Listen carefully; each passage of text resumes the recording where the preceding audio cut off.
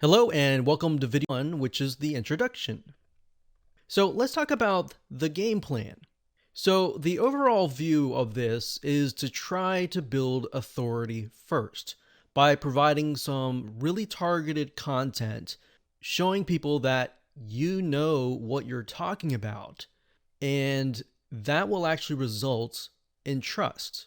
So a lot of times, if you want to move into any market, the fastest way to build a following is to show that you know what you're talking about. So in other words, if you don't know what you're talking about in a particular niche, then that can become problematic. So it's going to be more valuable for you and more profitable for you to understand what you are selling. So, for example, if you're doing something like affiliate marketing and you are not as familiar with the niche, then you need to step aside and do a little bit of research, do a little bit studying to understand who you're targeting, what their mindset is, and how they talk, because different communities talk differently. Different communities have different ways of speaking, different words they use, and all of that, different abbreviations, for example. So, aside from that, I want you to realize that if you haven't been on Twitter or you have, you'll notice that content on Twitter moves very fast. So in other words, you post a piece of content and that can literally go down the page because so many people are posting content after content. So you have to realize that Twitter moves very, very fast. It's not like a lot of other social media platforms like Instagram where somebody makes a post and then everybody views the post and all that. Twitter moves so fast that a lot of times people will be tweeting sometimes within a few minutes, just tons and tons of posts because it's about 140 characters or less. So keep that in mind. When you get involved in this is why you need to know what you're selling or the niche really well.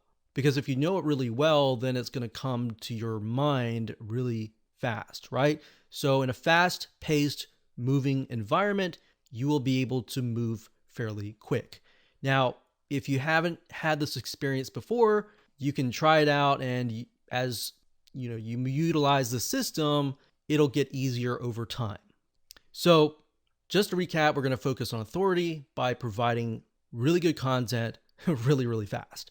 Now, the mindset here that I want you to take is this. A lot of times people get in Twitter, they really focus on building their brand, uploading their logos and all of that.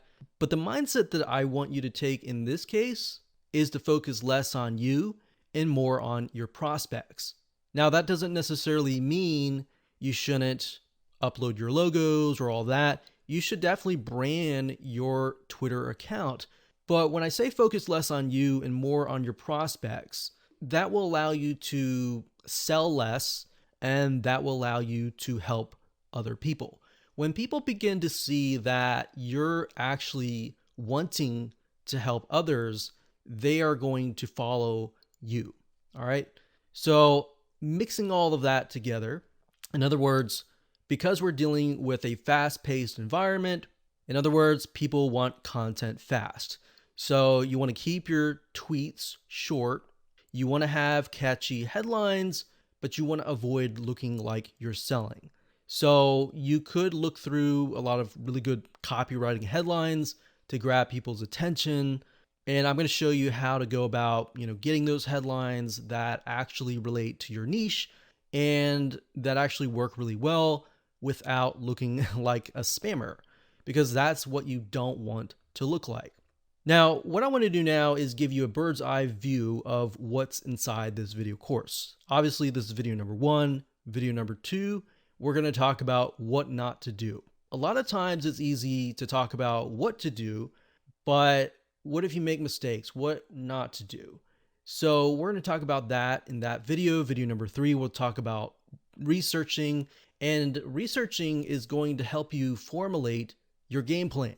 So we're going to research all sorts of things, and I'm going to show you the step-by-step process of doing that. So once you actually have done research, then you have created your game plan and you don't have to do as much research from that point on. So really it's that as a step. And then once you're past that, you can move on. And of course, video number 4, we'll talk about different types of content, how content is key, why it's important to distribute content, snippets of content, but not too much content. So in other words, you don't want to send people to links all the time. You want to give people content in snippets. But how do you do that is, of course, what we'll talk about in that video. And of course, video number 5, we'll talk about giveaways and how giveaways can help you boost your following. And we'll take it one step further in video number 6 and talk about authority giveaways. So these are types of giveaways that will allow you to build more authority quite easily. So in other words, the concern a lot of people have is that they get in Twitter, it takes them months and months or even years to build a decent following. And with giveaways, you can build a fast following, but you want to be careful about how you do it because you don't want to gain a lot of freebie seekers at the same time. So we'll talk about that. We'll talk about how to utilize giveaways to boost your authority. Now let's talk about what you need before you can actually get started. So obviously, very self-explanatory, you're going to need to have a Twitter account. Then next, you're going to need to have your website. You're going to need to have knowledge of the niche. So like I said earlier, it's very hard for someone that doesn't understand that niche. So if you hire someone, make sure that they understand it very well. A lot of times people hire virtual assistants and they have no knowledge whatsoever of the niche. So they're really going based off of the script. And if you do that, then guess what? People are going to reflect on that. They're going to see that your brand is fake, and that's what they're going to associate with you. So you have to be careful with that. So a lot of times when you hire somebody, look for somebody who actually has a background in that niche. And ultimately, what's going to happen is if you do that, most likely the person is going to be more passionate about the niche, and they're going to be able to talk about it in a much more thorough way. They're going to be able to use the jargon and all that. So in essence, that's a good way to bypass that roadblock, especially if you're doing something like affiliate marketing. And of course, you'll need some money if you want to utilize some tools to speed up the research. You don't need it, but like I said, I'm going to show you some tools that can actually speed things up. All right. So with that said, let's move on and we're going to talk about the things that you should avoid doing in terms of running your Twitter account. Now, some of these are very obvious and some of them are not. So let's just go through some of the basic ones. So obviously you should not self-promote too much, especially in the beginning. What you're trying to do is you're trying to gain trust, you're trying to gain a following. So the less that you sell and the more that you give, the better of a following and the quality of the following you will actually get. In fact, contrary to belief, if you begin to do a lot of self-promotion or giveaways right off the bat before you grow good content, provide good content and all that, you'll get a lot of freebie seekers. Now, we will talk about giveaways in the sense of attracting people that are of your niche and that are of high quality, because there's a certain way of running giveaways and there's a certain way of not running giveaways. Because a lot of people, the way they run giveaways, they actually will attract freebie seekers. And that's not what you want, because if they buy your product, they will end up demanding a lot more from you later down the road. So obviously that's a big self-explanatory thing. Just don't promote yourself way too much, especially in the beginning. Another one is not responding to tweets. Whenever somebody tweets you or, they even comment on your tweet, it's a good way and a good thing to respond back to them. Because otherwise, if you're not responding, you're not showing that you're engaging. To them, it shows that you're not interested in them. That's one thing that I've noticed whenever I was utilizing Twitter, was that the people that were highly engaged with those that were following with them or even that were responding to their tweets, and they were responding back, a lot of them were actually really nice people. So really helpful people. And then you have people that are like, they don't even respond to any of their tweets. Now, obviously they can't respond to every single tweet, but if they're not really engaging, they are showing a little bit of authority, but it's more of like, it's kind of giving off that vibe of, I don't need to talk to you, I'm better than you, kind of thing. So you don't want to present yourself in that light as well, if that makes sense. So another thing I have noticed is too much negativity. Nobody wants to follow somebody who is just too negative. Yes, there is a time to, call out people, but for the most part, even if you are in the right, a lot of times that can be a negative thing. So, especially in the beginning, you want to be positive, you want to stay positive, you want to give really good content and all of that. So, another thing is spelling errors. Now, obviously, with Twitter, because it's a fast-paced environment, sometimes you will make spelling mistakes. But for the most part, you should try to avoid them. And that's mainly because at the end of the day, people unfortunately do care about spelling. I don't know what it is, but with running in many different social media channels, we've found that over the years that people do care. When they see a lot of spelling mistakes, they view that as, not a big brand or not a brand, but maybe a smaller person.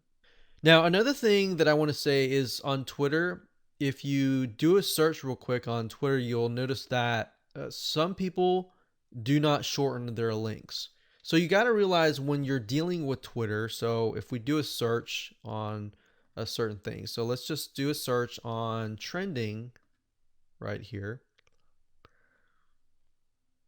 And we'll notice that a lot of the tweets are very short. It's because there's a max certain amount of characters.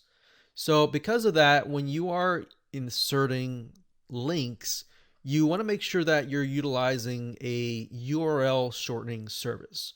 So there are many out there. There's one called Bitly. So Bitly, like so. bitly.com. So bitly.com. And you can go here, you can get started for free. For the most part, they're free. They do have some paid services, but you don't really need that. All you need is a service that will allow you to shorten your links and that will allow you to track them. So tracking is another important thing when it comes to Twitter, especially when you're running a business. If you just create a link for the sake of shortening a link and there's no tracking involved, you're not going to know if that Twitter tweet is actually getting traction or not. You might get a tweet that only gets a few comments, but it's got a lot of clicks. And that's something that I noticed as well, is not everybody will actually interact with you. All right, so Bitly is one that is really good. So do not, in other words, do not use the natural URL, the URL that you're going, that's linking to your website. You want to shorten it first and then post it to Twitter. So another thing that I would definitely say to avoid is hashtag abuse. In other words, you don't want to spam people with hashtags. Hashtags are a great way to get listed in a list of relevant hashtags. So if, say, for example, you click on hashtags or you do a hashtag and you do something like, let's see, food or pizza. Let's get specific. So let's say pizza. So when somebody does a hashtag pizza or they're looking for pizza. So that's fine and dandy. And you scroll down here. So all we see is pizza. Now, what I found is some people just put a bunch of hashtags, random hashtags, for the sake of getting attention. And you want to avoid that. You want to make sure that the hashtags are relevant or the hashtags relate to whatever you're trying to sell, or what are you trying to provide in terms of content. Now, we'll talk later about utilizing certain hashtags to attract a specific audience, which is a little cool trick that we'll show you in those videos in terms of doing research and all of that. Okay, so those are just a couple of things that you should never do. Now, you should definitely update your profile, upload images, upload your logo, and all of that good stuff. But I don't want to go into too much depth. There's probably a list of hundreds of things that you should avoid doing, but those are definitely the big ones. All right. So with that, we're going to talk about research. Now, it's easy to want to just research just to research. But what I would recommend that you do is to, number one, try to be a part of the community, the niche, and just suck in for one day what it is all about. So you'll get an idea of what sites, what people recommend, what people like, what they don't, because different niches are different. Some like to utilize certain things, some like certain things, some don't like certain things. So that's what I'm saying is there's no really one size fits all. Now, what I like to do first is to figure out what Twitter accounts are actually doing well, which ones are getting engagement, and which ones are not. Based on the ones that are not, what are they doing wrong? Or what are they doing that is pushing people away from actually interacting with them? What are the Twitter accounts that are doing really well, and what are they doing right? And of course, what are they doing wrong, or what can they do to improve? So you're trying to figure all of that out. And while you're doing that, you want to gather hashtags that are doing really well. You want to gather an idea of the keywords, the things that they're doing to basically create more engagement. Now, what I like to do to kind of pinpoint things is to target in on big brands or brands specific to that niche that are doing pretty well. So we're going to utilize a very general keyword in the sense of weight, losing weight. Could be gaining muscle, could be losing weight. So in this case, it will be losing weight. So what I like to do is go to google.com and do a search for magazines. So most likely these magazines have a good Twitter following. So if we do lose weight, we got Weight Watchers magazine. So let's type in Weight Watchers and see what we get here. So a lot of times you type it in and let's see, can we get that? Weight Watchers. Okay, so this is them right here. Sometimes if you don't get the account right away, you'll just click on people and that will list the actual company or the actual people that you're trying to find. Okay, so we see that they have about 320,000 followers, and we scroll down, and what we're looking for here is engagement.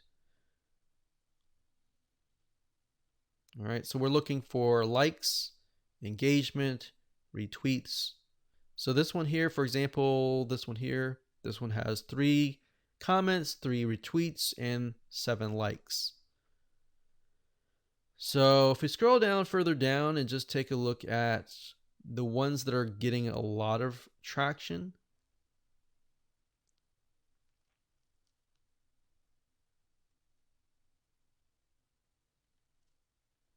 So obviously this one's doing really well because it's got Oprah Winfrey on it. But you can see 39 comments, 36 retweets, 130 likes. Scroll down here. So it looks to me like they're mainly posting authority figures. So if we go here, let's just take some notes here. Weight Watchers. Bigger interaction is people who have maybe used the product that are getting success. Basically testimonials. Because people want to know, if it worked for you, will it work for me? Not that 100% it'll work for them, but that's kind of what goes on in most people's brains. Okay, so we're noticing that they're not really posting, recipes or anything like that. They're simply posting stories of people. All right. So that's interesting. So that's one angle that you could potentially take if you have some sort of like lose weight product is testimonials, stories, people of like your customers who are willing to share their story, kind of things like that. So that's what we can see is attracting at least people that are following this. Now, let's go back over here and look and see if we can find a different magazine. So all right, we got Weight Watchers,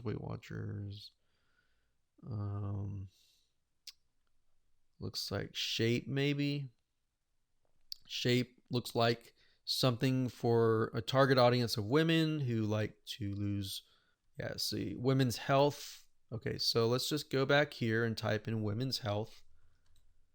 Women's health. Okay, so this one here. So they got 4 million followers. So they're most likely spending a lot of money and trying to figure out what is working. So let's scroll down. Let's see. Here she's 55.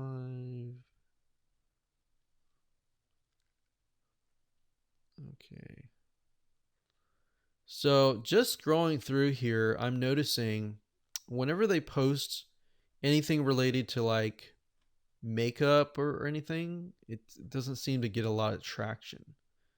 But the ones that are getting traction are very similar to the Weight Watcher ones, which are stories of people.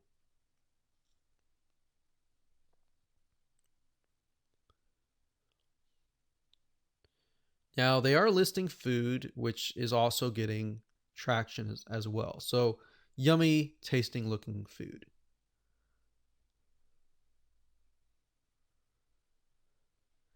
All right, so what this is giving us an idea of is the type of content that we could potentially provide.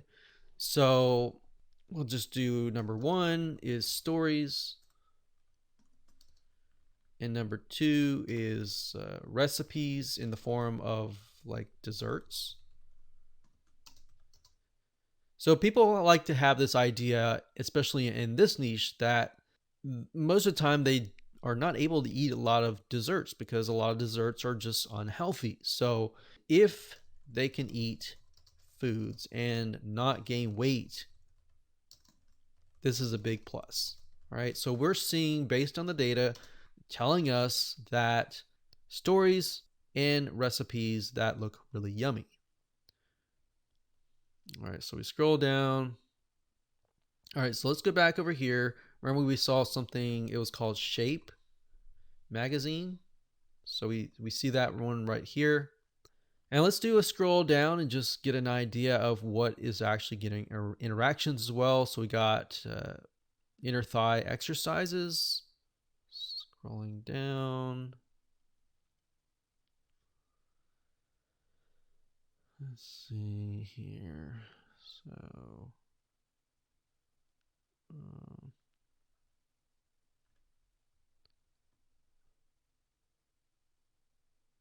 okay, so workouts, exercises, recipes. All right, so let's go back here and just type in exercises, workouts that help you lose weight. And that don't take a lot of time. Now, while you are doing this, you can also go back and look for hashtags. So, like based on this information here, we can say lose weight recipes or weight loss recipe. So you notice how just now when I did a search for lose weight recipe, nothing showed up. But then when I changed it around and I wrote weight loss recipe, and now we're seeing stuff, that just shows us that that keyword is a good keyword for to be inside of your content.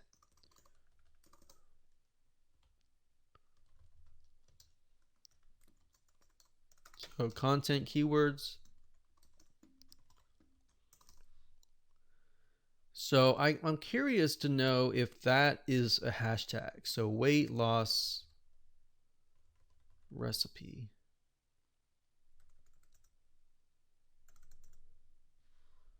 All right, so weight loss recipe. And we do a search to see what we get. So weight loss recipe, weight loss recipe. All right, so this gives you another good avenue of the different possible pieces of content that you could also provide. So a lot of times if you do get a hashtag that at least gets several pages worth of content, that's a good sign that tells you that that hashtag is attracting a good amount of people, especially if you have a lot of engagement as well. So that can be that. You can also do a search for latest, which will show you the most recent. And in this case, you want to see content that has been posted at least today or yesterday or very recently. All right. And we can see that that confirms it as well. So weight loss recipe would definitely be a good hashtag for us to rank on.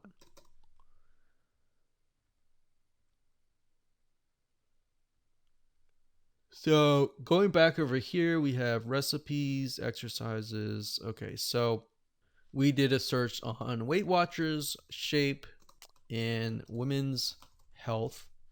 And that way we know where the data came from.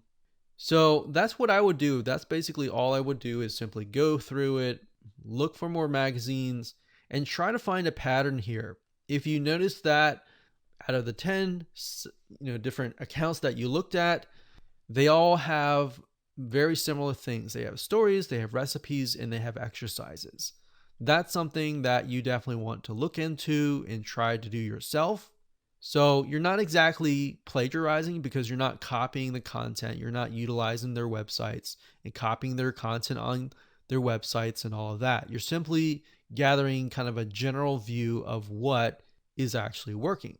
So we can click on people to see what people are they utilizing this hashtag or not. So let's just type weight loss under people and see what we get.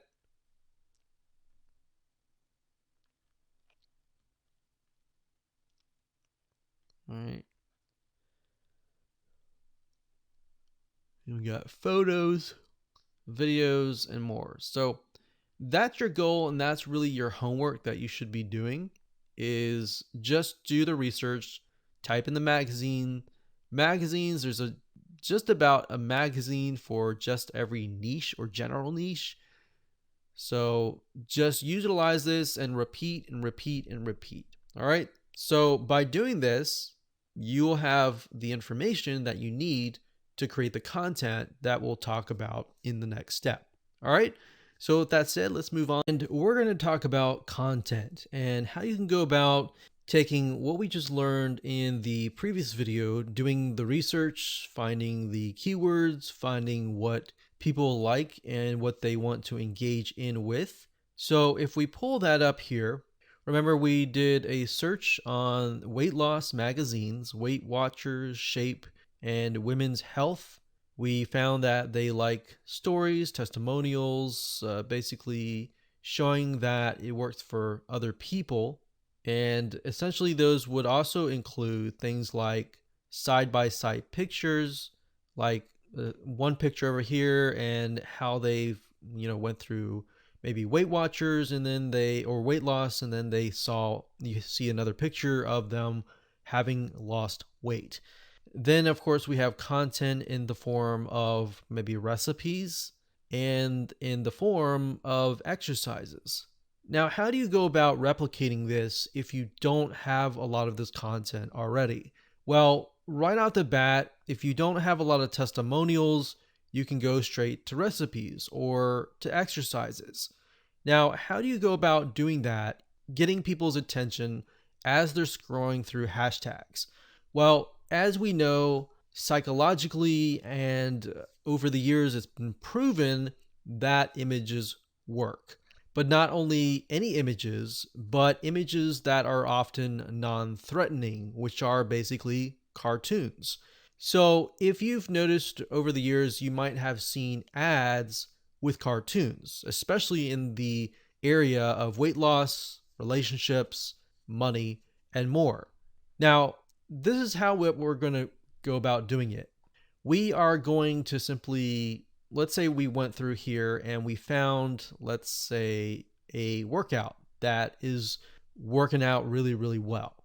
So instead of including tons and tons of words and just images here, what we're going to do is you don't necessarily have to plagiarize, but you can just simply follow the workout. So maybe you find a workout that works really well in terms of losing weight, and instead of taking pictures of you, you want to post something perhaps more non-threatening. So you can either do it in several different ways. You can either use a app called Get Stencil, that's getstencil.com, and you can use this to create quotes, you can use this to create different words that stand out, and that's what I would do. Instead of posting tons and tons of text and only text and that's it, and hashtags, I would post both text, hashtags, and images.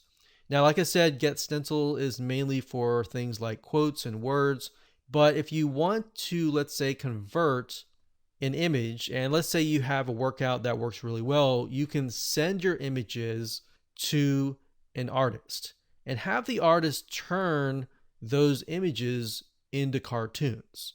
So one site that we recommend going to is called Fiverr.com. That's Fiverr.com. And if you go to the site, you'll be able to find a lot of people who can create amazing cartoons. Now, some of them look really cheesy. The goal of this is to simply find an artist that fits what you're looking for. So if you're scrolling down and you see, okay, this person creates designs that are similar to what I'm looking for, then you might want to open that up. So basically, just scroll down, take a look to see if you can find somebody who is creating designs and cartoons that fit that character. Now, what I recommend that you do is once you have found an artist on Fiverr that creates exactly what you like, stick with them. Okay, so that way all of your cartoons look consistent. If you have 5 different cartoon artists creating 5 different types of styles, it's going to be very obvious to those that are following you that there's something not right. They might think that you're just taking those from online and just simply posting them. But if you have a somewhat of a consistency, and if you're, let's say for example that you're using this person here and they're creating people that are working out, or I mean, you can make it funny if you find that in your niche that they're not using humans, they're using some like animal or something that is very non-threatening. And what that does is because it's non-threatening, people are more likely to click. So once you've gotten them to click, and if you got really good content from that point on, then they're most likely going to stay and continue to follow you. So that's a little bit of a tip, is to take a workout or take something of a graphic that's working really well and then converting it to a cartoon and sticking with the artist. Now, in terms of Fiverr and how you can go about finding really good artists, it's like the question goes, how do you know if they're good or if they're not? The way you can tell is simply by looking at their designs and seeing if there's some consistency. So I know I talk a lot about consistency, but that is going to help you figure out if they're plagiarizing, are they copying from other artists, or do they actually know how to draw?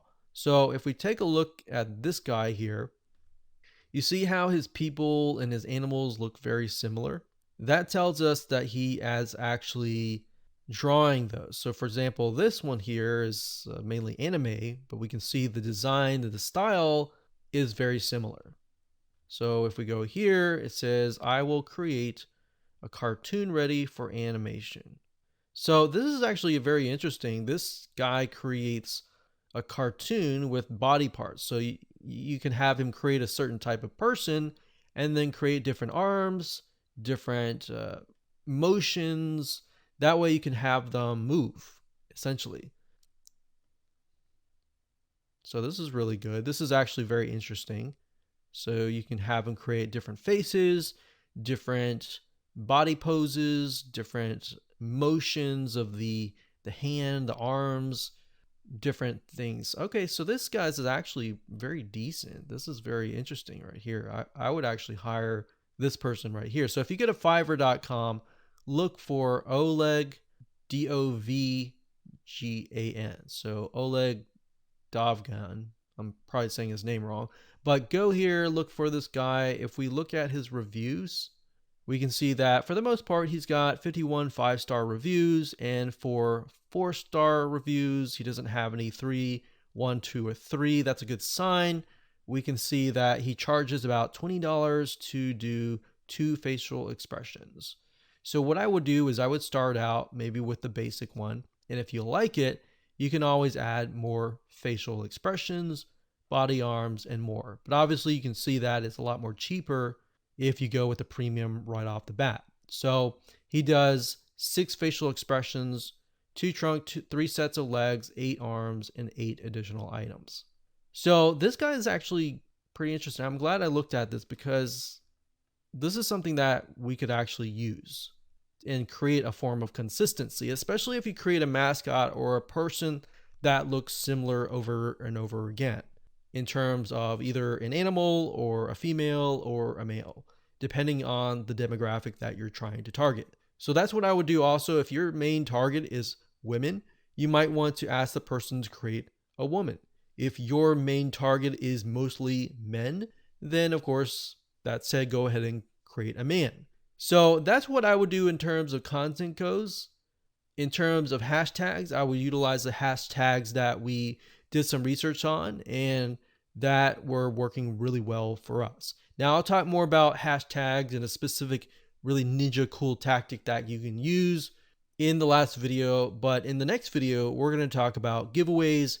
And once you get your account running, how do you go about expanding it without attracting a lot of freebie seekers? All right, so with that said, let's move on. And we're going to talk about giveaways and how you can utilize them properly to drive more traffic to your Twitter account, get you more followers, and get you where you want to be so that you can build a bigger list and you can convert those leads into potential sales.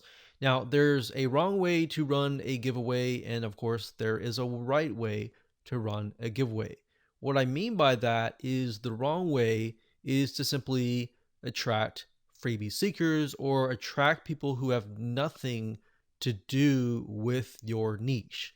So if we go to Twitter here and we type in hashtag giveaway, we can see a lot of people running different types of giveaways. So this gives you a general overall view of giveaways. So if we scroll down here, some of these people are giving something actually related to their business. So for example, Power Direct, I assume is a company. It looks like a company, an electrical retailer company. So they sell a bunch of electrical items, and it looks like they're giving away a auto steam iron. Now, I'm not sure exactly if Power Direct is a company that develops irons. I'm not sure. So if we click here, we can see that they mainly sell appliances. So they sell dishwashers, all sorts of things, TVs, and all that. So to me, that's very broad, and it might make sense to have a giveaway, but you're still not attracting, you might not be attracting someone who might be wanting a dishwasher or wanting other items that you actually sell. If you're giving away an iron, or if you're giving away, let's say, a sewing machine, and you're attracting people who like quilting, people who like sewing of some sort, maybe some arts or crafts. Maybe you're selling a course on sewing. So that would make sense in that case to have a giveaway to give away a sewing machine. So in this case, it kind of makes sense, but at the same time, it's too broad and too general. In that case, I would not run a giveaway for that. I would want something a lot more specific. Now, if we scroll down to the bottom, a lot of it says like retweet, follow me, retweet me, or retweet this thing, comment below, and all that. Now, this one only says retweet and follow me and follow this person. It doesn't say anything about commenting or anything like that. So what I would do is make sure that people comment.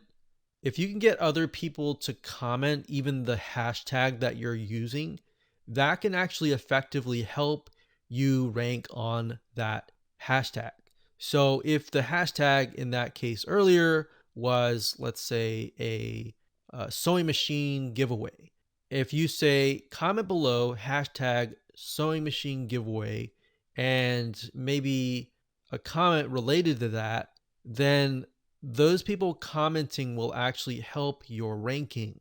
See, they're making a mistake here. And even though they might be having a targeted giveaway, they're making a mistake in the sense that they're not asking the people who are trying to win that contest to help them rank that post. So if you do that, that's one little trick. Get them all to comment, retweet, like, but not just comment anything, comment the actual hashtag. So we have hashtag giveaway, which is fine, but what you're doing here is you're attracting everybody who is interested in a giveaway. So in that case, we may not want to do that. Hashtags and all of that, which I'll talk about in the next video, is very important what you use. So if we scroll down further down and look at the different giveaways that are available, you can see here. Okay, so this is a good targeted giveaway. This is a good example of one. This person is selling, or this company is selling lemonades. So if we take a look at them, so they're called Calypso Lemonades. They sell different types of flavors of lemonade. And as we scroll down, looks like they do a lot of giveaways and looks like they're actually getting a lot of interaction. All right, so they're very consistent on the type of giveaway that they are giving. Okay, so that's a big plus. One thing that they could do is shorten their URL here, and there's a lot of caps in lowercase, and it's just kind of confusing as to what is what. But I will give them props. It is targeted, and that's good. So if we click down here, let's just click this tweet here and see what kind of comments they're getting. So they're saying, starting today, enter for your chance to win at blank blank. Good luck. So they don't really tell you what to do. When you run a giveaway, you need to tell people what they need to do. So like I showed you earlier, comment, retweet, or comment this hashtag, retweet, and like. So as we can see here, it says this person commented, I just entered, found out about y'all, and my life changed or something because of your lemonade.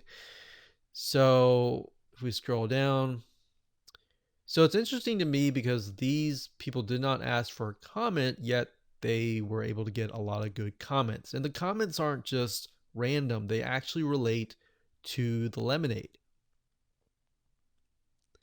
But you believe it or not, they could actually double their comments if they simply ask people to comment.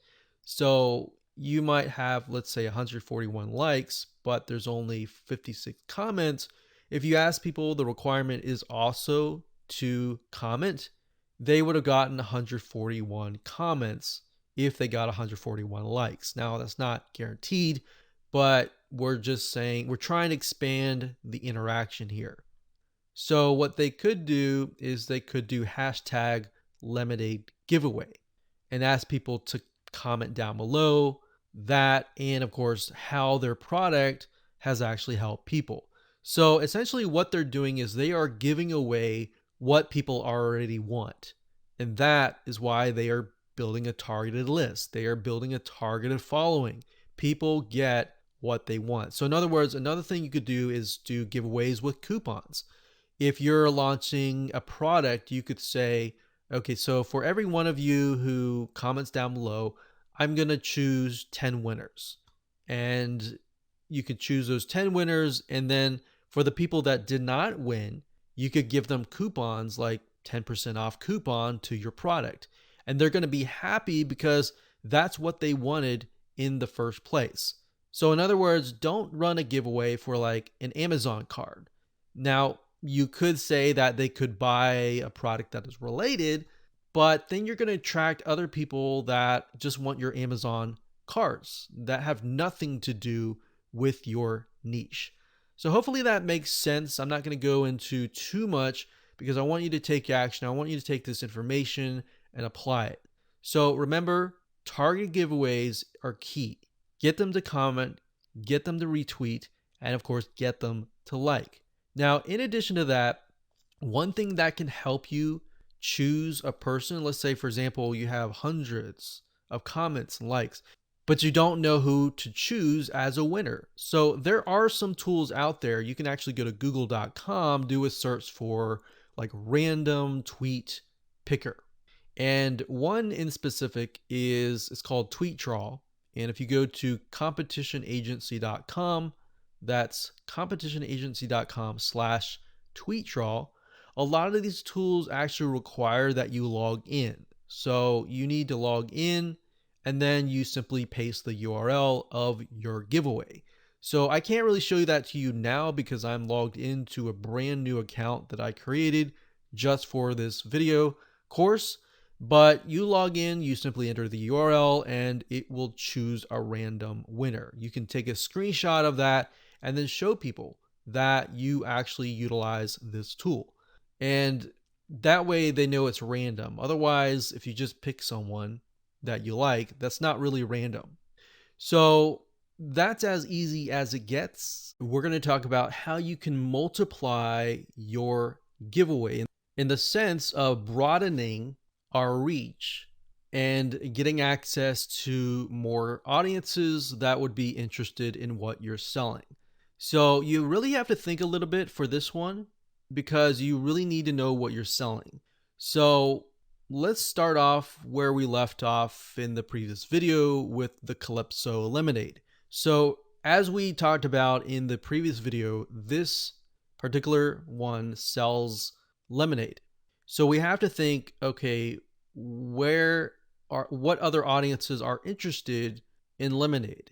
So we can think of people who go out on the beaches, they're thirsty, they're looking for lemonade to drink. So in that case, what we could do is we could begin to look for beaches in certain areas that sell Calypso lemonade. So if we happen to find a beach, we could do #beach, that particular beach. If we find out that maybe there's a Calypso lemonade store in a specific city, we could hashtag that specific city or location or wherever. So that's what happens here is you're not just targeting that particular your followers, you're also targeting people who are going to want your product, if that makes sense. So you really have to think on this one, and you have to think carefully because it requires you to think about where your audiences are located. Now, if you're selling something that is just generic, let's say a weight loss product or course, then you're going to want to think, okay, where are these people located? Maybe you can target New Year's hashtags around that time of the year. You can target specific diets, maybe the paleo diet, or specific diets that help people lose weight that are targeted specific for that. Or you can target specific authorities that talk about weight loss. Maybe you could potentially, it's not in direct competition with them, but it's actually something that complements whatever that they are trying to sell. Now, you have to really be careful about tagging authorities. You might want to ask them first before you tag them. And the reason why you want to do that is because if you do that, you'll get their permission and you won't look spammy. One thing that people really hate is to be tagged in something and they did not give you permission at all. If you do that, it can actually help, but it can also backfire. They themselves, if they have a big following, they can call you out on that, and that will not look good on you. So you have to be very careful. It's kind of like a JV. You need to contact them first and say, hey, can I use, tag your followers? And if I tag your followers, I'm going to give your followers XYZ. So it's a win-win situation. And also you're going to get more exposure because I'm doing the same with these other 10 authority figures. So in turn, you'll get more exposure. I'll be happy to promote your product and vice versa. So it's kind of like you scratch my back, I'll scratch your back kind of thing. But you want to make sure that it is targeted, that it is not some random Amazon card, but it's actually something that your followers are going to be interested in and their followers are going to be interested in vice versa. So that's as simple as it gets as far as trying to expand your reach. All right, congratulations, you've reached the end of this video course. Make sure that you watch it again if you want to recap and try to implement it, but don't sit on this. Implement this and start building your Twitter following.